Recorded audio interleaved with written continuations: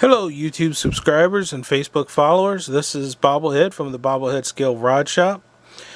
Today I'm coming to you with a partial what's on the bench and a gasser update.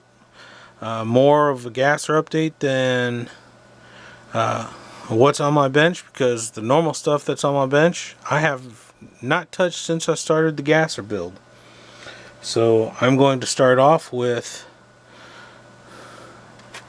my pie cut, pie sectioned, and chopped 49 Ford. Got it in its first coat of primer. I have to do some more body putty in a certain few places, a little bit more sanding on after that, and another coat of primer, and then it'll be off to paint.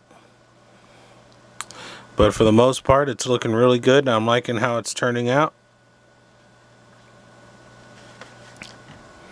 Next up, you see in the back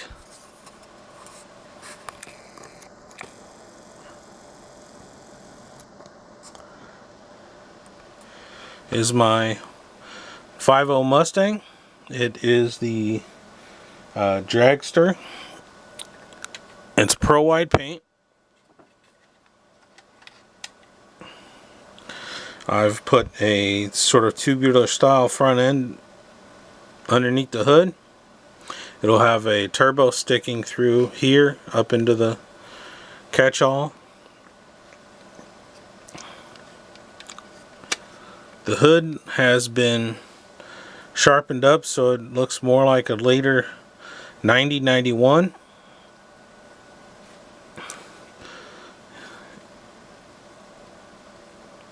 Interior focus. There we go. Interior is finished, and it has a beautiful pearl white paint job.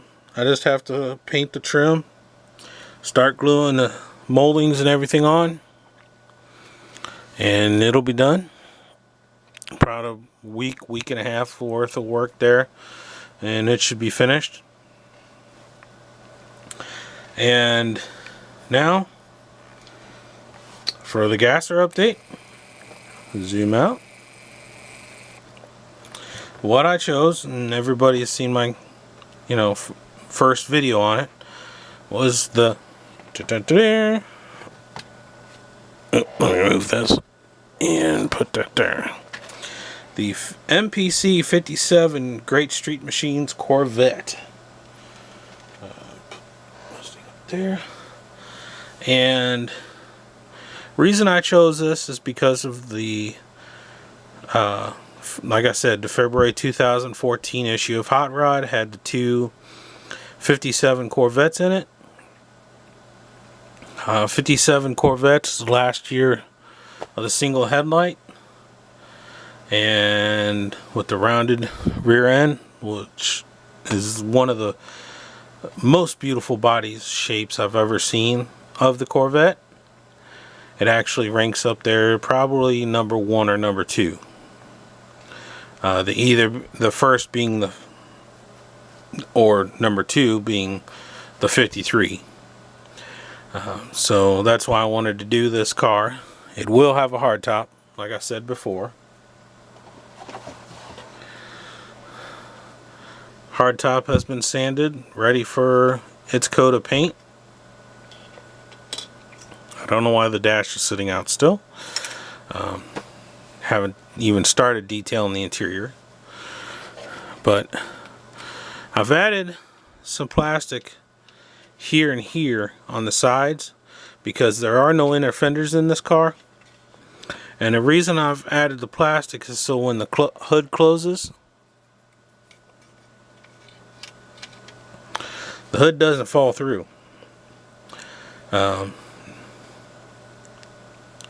Your Corvettes would have an actual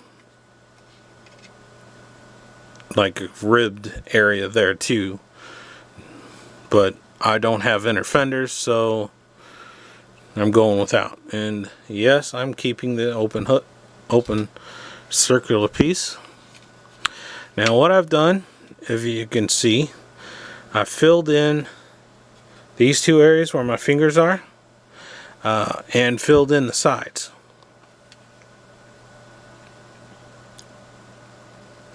To give it more of a full look, that it's an actual pan, full pan. And I've taken and gotten rid of the moldings, because I'm not actually going to wrap that. It's all going to be one color car.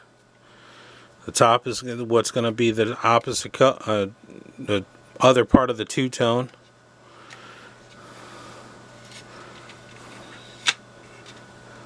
Glued the front and rear pans onto the vehicle and smoothed them out. And granted, this kit is as old as it is. There is a lot of flash on this kit. But it is an MPC, so I kind of think that's typical. I want to say this is probably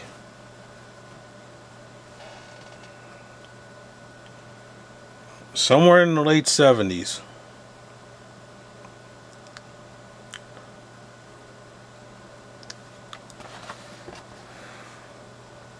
Because the box says it was an MPC product of Fun Dimensions division of General Mills Fun Group Incorporated. So I'm thinking mid to late 70s kit.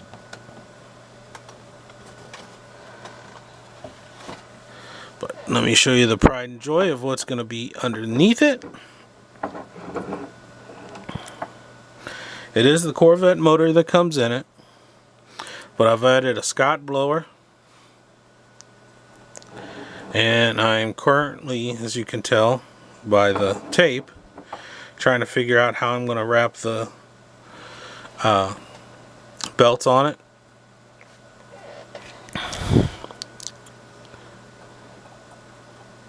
And there's the scoop that'll be sitting on it. Now it will have fender well headers, and maybe a small tank up front, fuel tank up front. I haven't decided, but it's going to be a more streetable car, just like the black one that was in the magazine. And been doing a lot of sanding on different parts that I'm going to be putting into the car that's out of the kit. Here's the headers. And I just started on them. There we go. Put them there. Zoom in.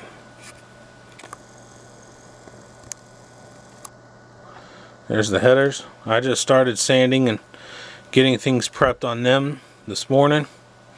Even though that's not one of the most first parts to do. I've been working on it to get it to that stage. But there is a lot of parts in this kit, and a few parts are missing, so I'm going to have to improvise. But I'm having fun doing it, which is what it's about. And the whole idea of the group build is pretty interesting. I like it. And I might actually have one on my own coming up. I have to talk with some people and see about, get some ideas. But this is Bobblehead from the Bobblehead Scale Rod Shop with an episode of What's on My Bench and Gasser Update number 1. I hope to see you. Hope you're having a good time out there. Hope you're building some great models. Can't wait to see them. And catch you later.